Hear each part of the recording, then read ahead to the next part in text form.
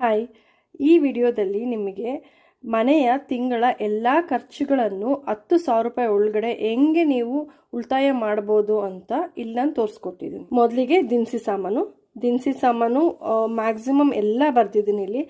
ನಾನು ಡಿಮಾರ್ಟಲ್ಲಿ ಪರ್ಚೇಸ್ ಮಾಡೋದು ದಿನಸಿ ಸಾಮಾನೆಲ್ಲ. ಸೊ ತಿಂಗಳಿಗೆ ಆಗಷ್ಟು ಬರ್ತಿದ್ದೀನಿ. ಇಲ್ಲಿ ಅರ್ಧ kg, 1/4 kg ಎಣ್ಣೆ 5 ಲೀಟ್ರ್ ಬರ್ತಿದ್ದೀನಿ.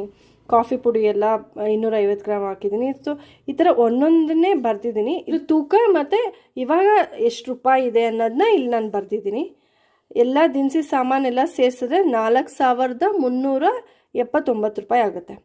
ತರಕಾರಿಗಳು ಇಷ್ಟು ತರಕಾರಿಗಳು ಬರ್ತಿದ್ದೀನಿ. ಇಷ್ಟು ತರಕಾರಿಲಿ ವಾರಕ್ಕೊಮ್ಮೆ ಸ್ವಲ್ಪ ತರಕಾರಿ ತಂದರೂ ಆಗುತ್ತೆ. ಇದೆಲ್ಲ ಸೇರಿಸಿದ್ರೆ 680 ರೂಪಾಯಿ ಆಗುತ್ತೆ. ಇದ್ರ ತೂಕ ಬರ್ತಿದ್ದೀನಿ ಮತ್ತು ಇದ್ರದ್ದು ಎಷ್ಟು ರೂಪಾಯಿ ಆಗುತ್ತೆ ಅಂತಲೂ ಬರ್ತಿದ್ದೀನಿ. ಇದು ಇವಾಗಿಂದು ದುಡ್ಡು, ಅಂದರೆ ಎಷ್ಟು ಆಗ್ಬೋದು ಇವಾಗ ತೊಗೊಂಡ್ರೆ ಅಂತ ಆ ದುಡ್ಡು ಹಾಕಿದ್ದೀನಿ.